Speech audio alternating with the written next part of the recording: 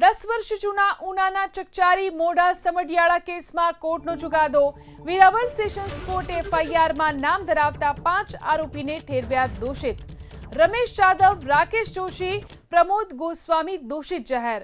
નાગજી ડાયા અને બળવંત ગોસ્વામી પણ દોષિત જાહેર।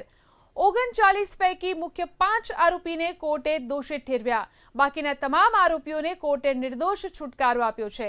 5 દોષિતોને આવતીકાલે સજા સંભળાવવામાં આવશે। 11મી જુલાઈ 2016ના રોજ 7 સભ્યો ઉપર હુમલો કરવામાં આવ્યો હતો। નામદાર કોર્ટના હુકમથી અત્રે વેરાવળના એડિશનલ ડિસ્ટ્રિક્ટ એન્ડ સેશન જજ શ્રી જે પંડ્યા સાહેબની કોર્ટમાં સદર કેસ ચાલેલ અને તેના એટો સેશન કેસ નંબર 8-18, 9-18 અને 11-18થી સંયુક્ત રીતે આજે તમામ આરોપીઓ સામેની કેસ ચાલી જતા આજરોજ અહીંની અદાલતે જે તે વખતે આ બનાવમાં ગુના સબબ સંડોવાયેલ આરોપી રમેશ ભગવાન જાદવ, નાનજીભાઈ ડાયાભાઈ,